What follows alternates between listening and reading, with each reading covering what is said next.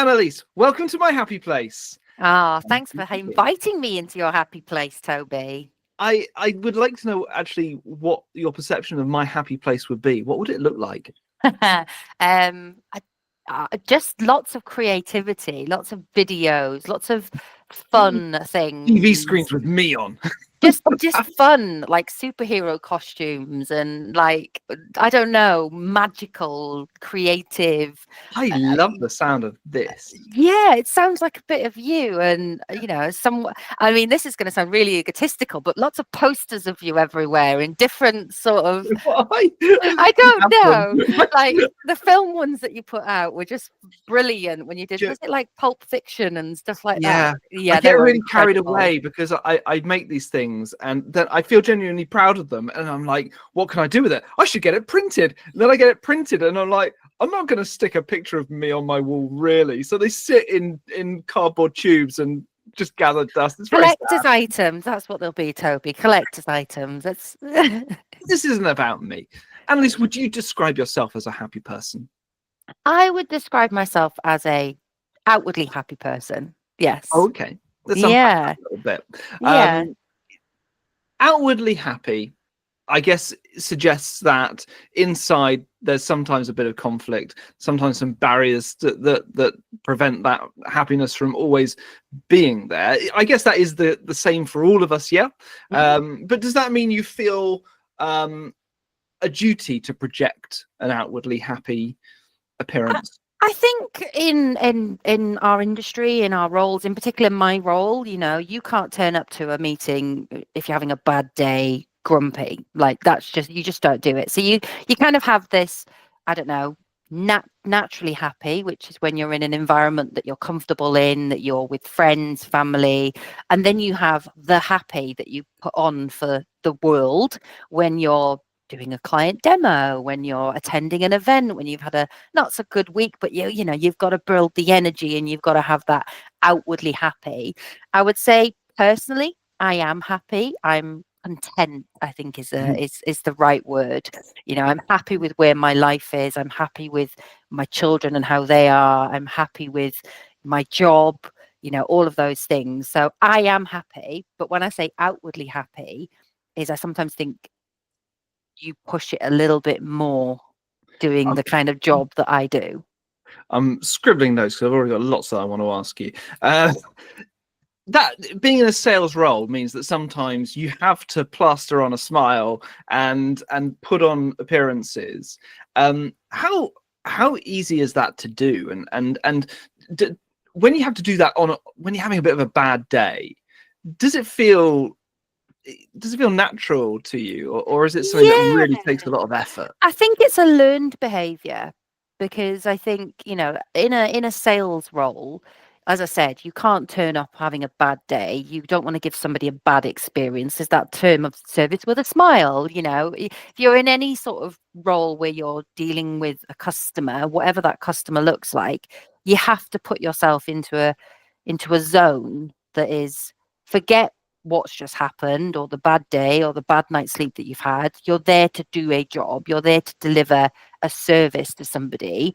And I always want to be giving 100%.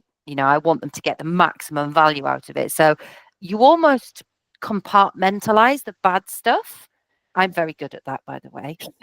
You compartmentalize and just focus on the thing that's at hand. And that focus is be smiley, be genuinely, engaging, and give them the performance. That's what it is. It's like in our heads, we've got little boxes, and it's a question of which you're going to open the lid on and which you're going to ram the contents down and shut the lid and let that open later when you're on your own. Exactly.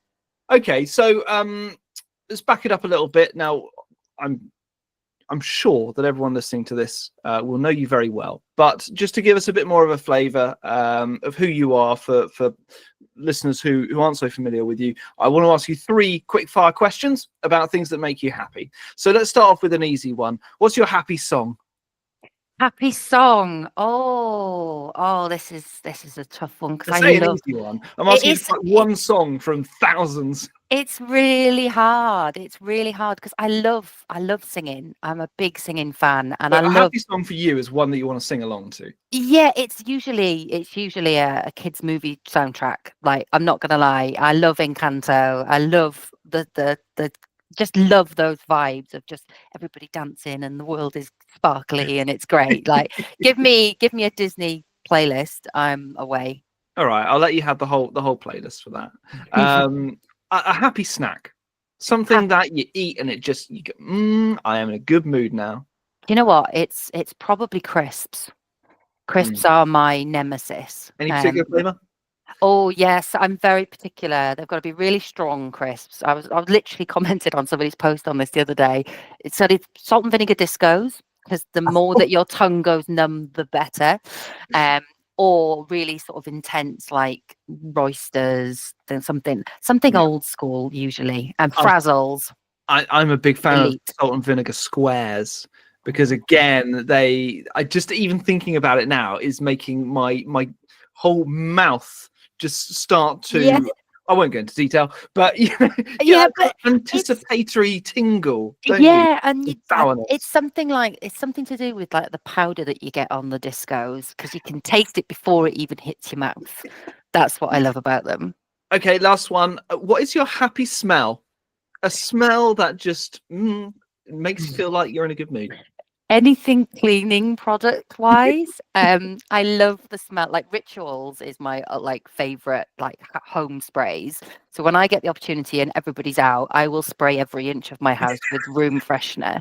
I now have a puppy, so I have to be a bit more careful. So when I do that, the windows are open, the fans are on, and things are being blown around. But honestly, just a really clean smelling house is like I mean, that's I'm it. just getting this amazing picture of you sat at home singing to Disney soundtracks, eating the strongest salt and vinegar crisps in an immaculate, beautifully smelling home. I That's mean, how I what? spend my lunch times when nobody's here.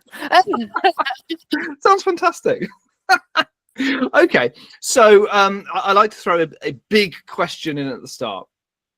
What does happiness look like to you? Which is a massive question, but if you had to try Yeah. and bottle it, what are the ingredients in your life that bring you happiness? I think health. I think that's really important. That not only am I healthy, but everybody else around me is happy and healthy too. So, I think health and happiness are very linked intrinsically. I think if you're a happy person, you are generally a much more healthy person. Whether that's physically or mentally. I think if you are, that's one of the things. I think the second one is being financially stable. I think that's a really big one because it Mm. means that we have the freedom to do the things that we like, the things that we enjoy, to take the trips that we want to take last minute and not have to worry about financial implications of that. And then I think friendship is the other one, whether that's colleagues at work. And I see friendship on sort of one level. I don't see them as two different things. I think if you're my friend at work, you're my friend outside of that. I don't have work friends and outside friends. You're all on the same level. So, making sure that the friendship circles are strong is a really, really good one, and making time for them.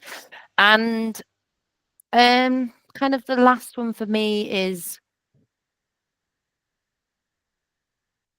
ha- I suppose it's that being able to just stop and just relax. That's Mm. probably the other one. Yeah.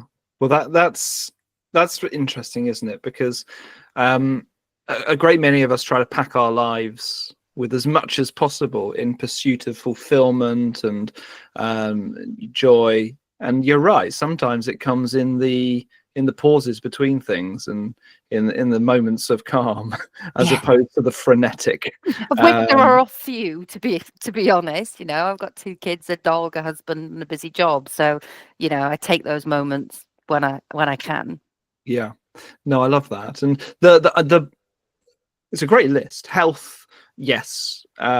Being financially stable. The money question is one that we have talked about over and over on this podcast, which is, is there a tie between wealth and happiness? And if you pay attention to popular culture and listen to songs, it tells you that money can't make you happy, and those songs are often sung by very wealthy people. Yeah. And actually there does, it helps. I think it's not an abundance. I think it's a stability thing.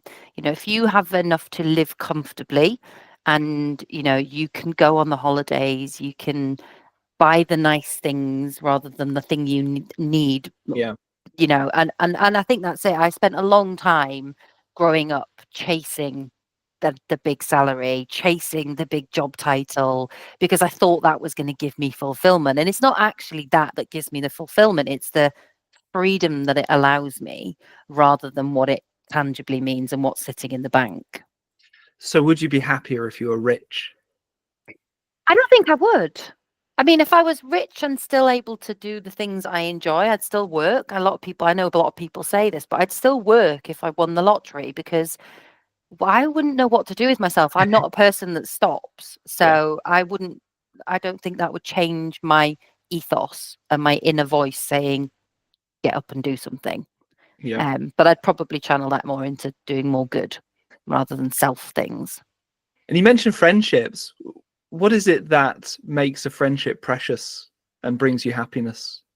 I think it's building a circle of people who understand you, people who will listen. Like, good listeners are like gold dust. Somebody who can listen as well as talk. I think that's really important, and people who just are there even when you don't know that you need them there. They're always present. They check in. They make sure you're okay, but then also belly laugh like no tomorrow, and can switch off from everything else going on in the world. Yeah, absolutely. So it sounds like you have quite a good handle on the things that will bring you happiness and joy in your life. So I'd like to ask you, do you have anything that you do proactively to try and protect your happiness? Do you have routines or habits or boundaries? And that might be something to do with the relationship between work and home, or it might be managing those friendships, or making sure you do stop occasionally. Do you have any kind of set habits or rules that you follow to make sure there's happiness in your life? I mean, I'm very good at creating a work-life balance. Again, something is a learned behavior over the years, but I close my laptop at 5 p.m. every day. I don't open it on a weekend, because that's it. Work is done. And if the business isn't going to fall apart if I don't respond to an email in 24 hours, and if it does, somebody else further up the chain is probably going to get it anyway. So, I try not to work or think about work. Again, I don't have a second work phone. I used to always carry two. It looked very dodgy. And I don't do that anymore. I don't have work on my personal phone. So I'm really good at switching that off. Other things that we do regularly is we just book weekends away. They don't have to be far. They can be half an hour down the road, but going and taking in a new environment and stepping away from the home, the cleaning, the stuff I enjoy, but essentially going and taking ourselves away from an environment where we spend so much time. I work from home, my husband works from home. I now have a teenager that's mostly at home because college is finishing. Just spending 2 nights in a different location gives me that feeling. That's what I look for. And then other things is I'm religious with my bedtime. I go to bed, I listen to meditation, I listen to a lot of white noise. I'm a big fan of rain. I don't know why, but I am. Maybe it's because I'm Welsh. Rain. But I'm really religious. By 10:30, I go to bed, because I know that if I don't, that time will eat into my day tomorrow. So I'm pretty strict at doing that, except at events. That's my nemesis. There's got to be exceptions, but yes, I have to confess it's something that I've got into bad habits with, and so many people do. You have that time of the evening when it's time to begin your bedtime routine, but you're scrolling on your phone or whatever it may be, and before you know it, an hour's gone by, and it's 11:30, and you're thinking, why did I do that? I think my husband finds it incredibly frustrating though, because he'll put on like a next episode or something to watch, and Yes. I'll just get up and like literally just get up and go, I'm going to bed now. And he's like, but we just put it on. And I'm like, yeah, no, but it's time. There's time to go. So I think he did Yeah. that actually happened last night. So it was like, In our house, you it's like started it. it's like a mortal sin to go upstairs separately. One of us will stand up and say, "Well, I'm going upstairs," and the other one will look as though they've just kind of said something really offensive. What? You're leaving me? We're in the same house. But yeah, we Yeah. move as a unit for some reason. Yeah, yeah. Same in our house. One of us is feeding the guinea pigs. One of us is locking the doors. We're kind of just doing like there's like a routine, like you say. It's kind of like right, one up, Yeah. all up. Do you really enjoy cleaning? I really enjoy cleaning. Like it releases endorphins in me, and I don't know why. The only thing I don't enjoy is cleaning, washing dishes. If you ever see me washing dishes, I'm very angry. I'm never very happy, so I don't wash dishes. But I love hoovering, love cleaning, love decorating, love making things look nice. Mm. A freshly fluffed cushion on a sofa, stuff like that makes me happy. I read a tip once that if you can't get to sleep, to get up and do some cleaning, and Mm. I did try it once and found it immensely satisfying.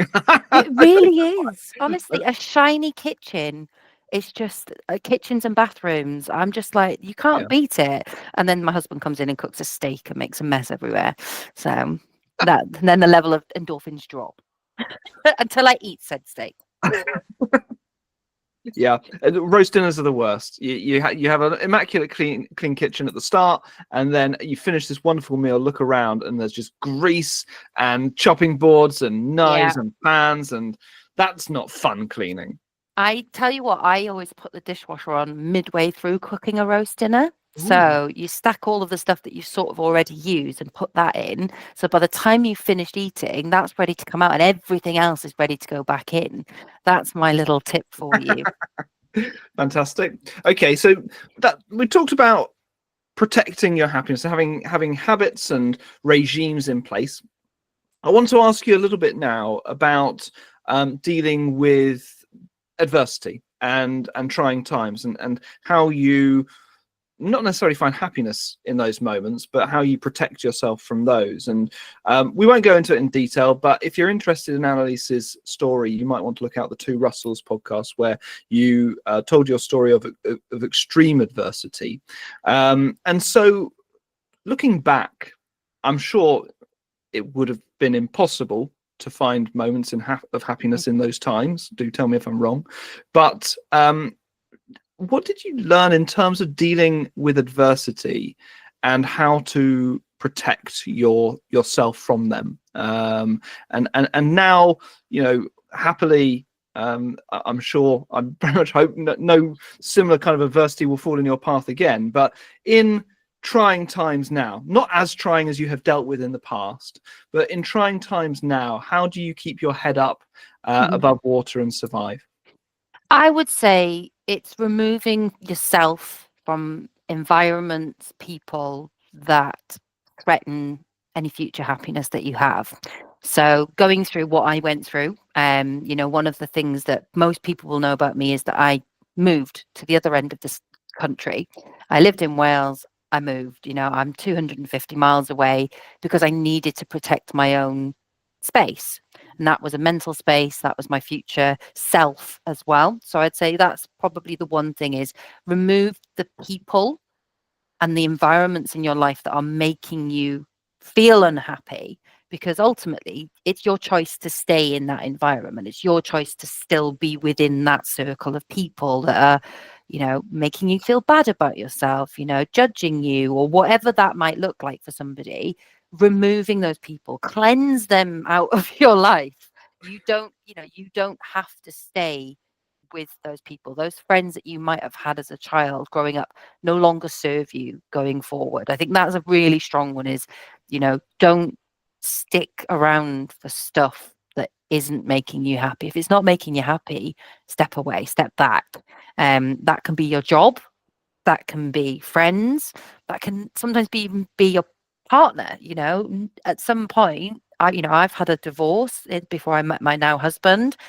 that wasn't making me happy. I left that and found happiness in my now husband and the family that we've built. So I say that is one of the main things, is removing yourself from things that are making you unhappy, or people or environments, because they are more damaging than anything else.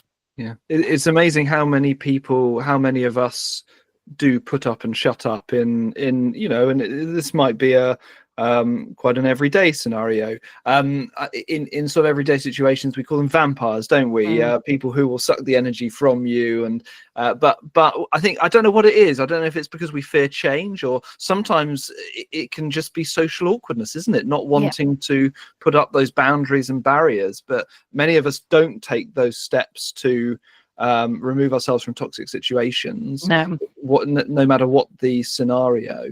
It is a difficult thing to do, isn't it? Hugely huge. It's a change in your life. It's a change in your environment. You move away from a circle of friends or a partner that dramatically impacts your life. Anybody that's been through a divorce will know that it's usually their friends, my friends, our friends, and nobody really knows where they sit. So you change lots of things when you change one thing, and you've got to be ready to do that, and you have to commit to it as well.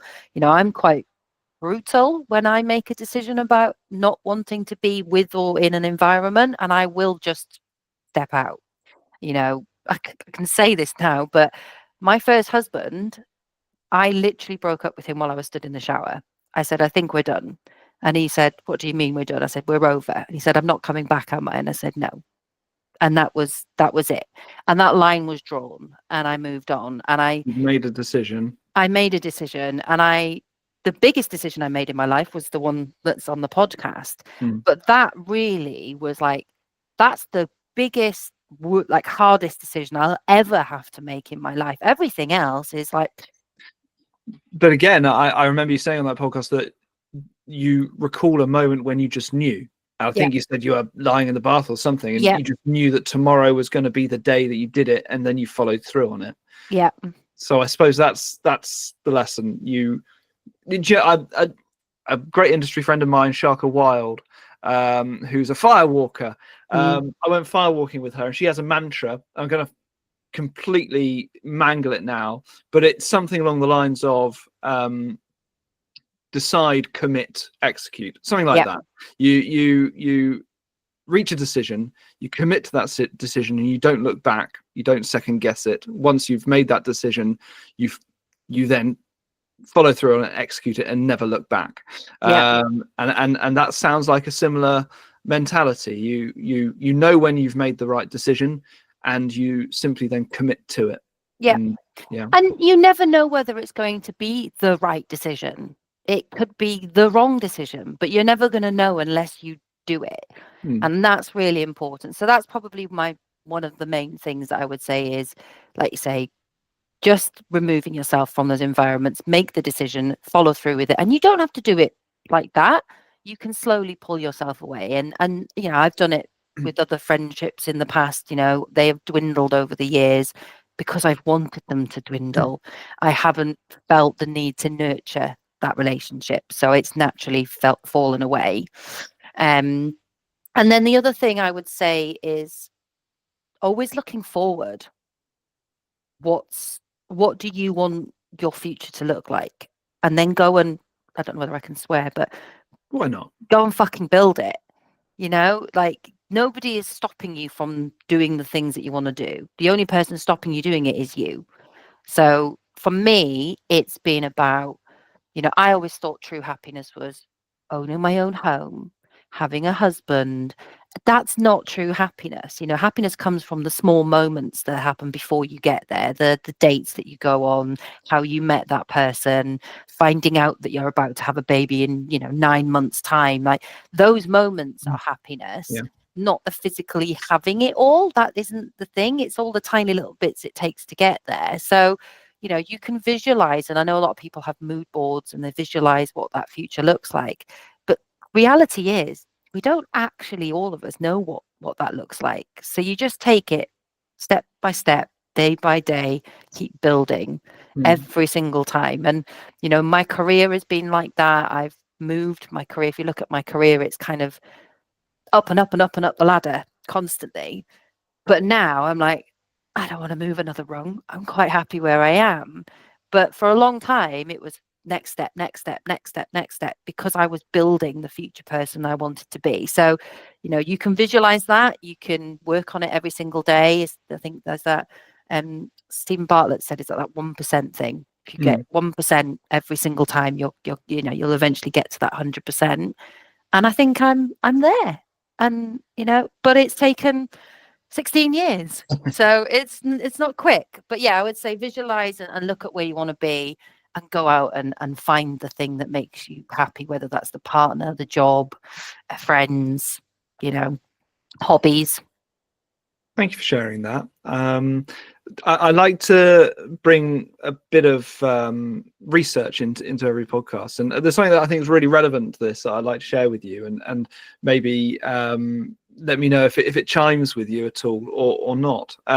So there's 3 American professors. This goes back to 2005, who researched the influences on happiness, and they came up with what's called the happiness pie theory, which is the how much various things impact on your happiness. And this has been debated ever since, and it's by no means definitive at all. So they said that 50% of your individual happiness is due to your genetics. You almost inherit 50% of your happiness. 10% is down to life circumstances beyond your control. So things like your demographics, your gender, well, that might be within your control, but your age, and the culture and environment that you live in, some of that's beyond your control. And 40% is down to personal activities and choices that you make within your control. So the upshot of this research was, so the headline was actually almost half of your happiness is down to your own decisions and within your own control. What do you think about that? Do you think that rings true? No, I would disagree. But that's on my personal experience. My personal experience, I didn't grow up in a happy family. I didn't grow up with happy role models. I didn't grow up, wider family. I'm from a very large family, and I grew up in a not very nice area, and I didn't have great education, but I'm a happy person. And I think that you control more of it than that study says. I think you are in control of your own happiness. I think you can blame certain circumstances, but there are ways of changing that. If you live in a demographic, in an area where it's miserable, it's great, move. There's nothing. And again, this is me that's how my brain works, is you are not stuck, you are not glued to the floor. You can move away from that. You can step away from things that aren't making you happy. So I wouldn't agree. I'd say it's a much bigger proportion of that. I think I'd say 15 to 25% maximum is genetic and upbringing versus and I suppose it depends on what age this study is as well. As a child, your happiness, yes, it's controlled by your environment, the people around you, but as an adult, it's in no way should it be controlled by that. Yeah, it's fascinating. And you're right, it will vary from person to person, but I love that determination that you have that actually the majority of your happiness is within your own control. And I agree with you. So before we run out of time, I want to quickly touch on, you've mentioned your work and your jobs you've had over the years. What makes you happy at work? What do you look for in a role? And thinking back perhaps to happiness, to jobs that you found less fulfilling, what do you look for in a work environment or in a role that brings you happiness? Because work is such a big part of our lives. We want to find happiness in our jobs as well, right? Yeah, I think there's 2 things. It's purpose and culture. So for me, if the company has a strong purpose and a reason for doing what they're doing as a business, that's really important to me, because I've got a great story. When a few years ago, I got headhunted for this job, and they were going to pay me a great salary, and it was a nice car. And at this time, I was climbing that ladder of, looking for those things. And my husband turned around to me and said, "Annalese, would you be happy selling sanitary bins? And I said, no. And he said, well, don't take the job then. Because it was for, a big company that Yeah. provides them for, lots of retail and hospitality. But, for me, it's about the purpose. If I'm selling a product or a service that people genuinely need or people genuinely want, or is going to make somebody's life easier, better, fairer, that's important to me. So that's, if you look at Flatfare, if you look at where I'm at now at Catini, if you look at some other roles I've had that haven't quite fitted with that kind of purpose for me, that's the most important thing, is are they doing something that's really solving a problem or going to help people?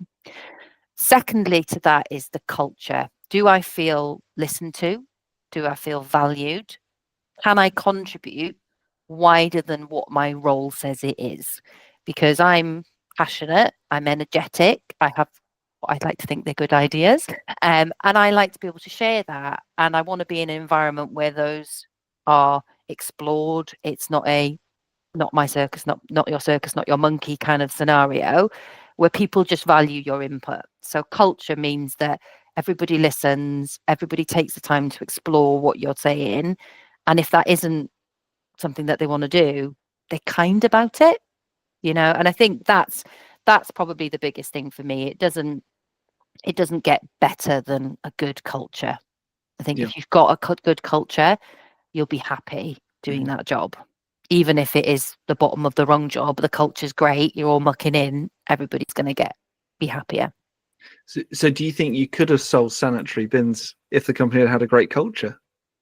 I mean, I wasn't passionate about the product or the Yeah. purpose. If it was, I'm making up my own company now, but if it was a company that was doing what a lot of businesses do now of providing free sanitary products to, then that I would have felt a It would have had purpose. greater purpose, yeah. But just selling a bin that sits in the ladies' loo is not something that I'm particularly passionate about. So, and again, surround yourself with people who will ask you those questions. Is that going to make you happy? Yes, the job title's shiny, the car's really nice and we like a new car, but genuinely, is that going to make you happy? Like, that's the kind of people you want in your life. Fab. Well, I'd like to wrap things up with two questions that I ask everybody. So first up, and please take this literally or metaphorically, where is your happy place? Home. Wherever I am in the world, whether I'm on a lovely girls' weekend, I look forward to being at home. That is because that's where all of the things and the people that I love the most are. Isn't that such a wonderful feeling when you've been away and you come back, and that first you cross the threshold and your kids run up to you, you get a hug that's just a bit tighter than it's been for a while, and you kind of let out a big long breath and and that's it. Like, you look forward to the breaks. I had a recent break in Bucharest with an ex-colleague of mine, and it was a lovely break. We had a spa weekend, but by day two I was like, I want to get home and see my babies and my husband, and I want to be at home with my home comforts. I love my own environment. So yeah, home is where I'm happiest. And what would your message be to end on to somebody who might be listening to this, who is struggling to find happiness or joy in their lives? Surround yourself with people who might not make you feel happy, but are happy in themselves. Happy people breed happy people, I believe. I think if you are around people with the right laughs, the right friendly faces that are smiling, go and find those people, because those are the people that will lift you up when you're not feeling happy. Those are the people that will listen to you and will hopefully send you, as my dear friend David Mintz did yesterday, an abusive message that will still make you smile, even if you are feeling a little bit low. So go out, find your happy people, find the tribe. Wonderful. Annalese, thank you for taking us to your happy place. Thank you, Toby.